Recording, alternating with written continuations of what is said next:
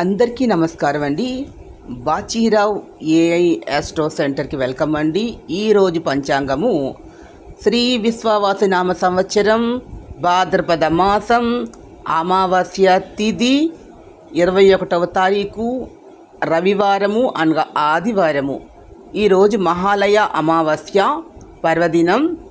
అమావాస్య రాత్రి 12:06 వరకు ఉంది. పుబ్బ నక్షత్రం ఉదయం 9:58 తదుపరి ఉత్తర నక్షత్రం. సాయంత్రం దుర్ముహూర్తం 4:25 లగాయతు 5:14 ఇది విసర్జించవలసినటువంటి సమయం. సాయంత్రం వజ్రం 5:33 లగాయతు 7:14 ఇది కూడా ఈ సమయంలో కూడా ఎటువంటి పనులు చేయకూడదు.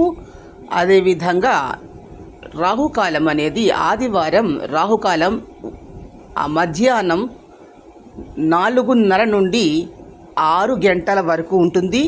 ఈ సమయంలో రాహుకాల దీపాలు పెడతారు. రవి దోషం ఉన్నటువంటి వారు, రవి మహాదశ జరుగుతున్నవారు, అనారోగ్య సమస్యలతో బాధపడుతున్నటువంటి వారు రాహుకాలంలో రాహుకాల దీపాలు పెట్టినట్లయితే సుఫలితాలు అనేవి జరుగుతాయి.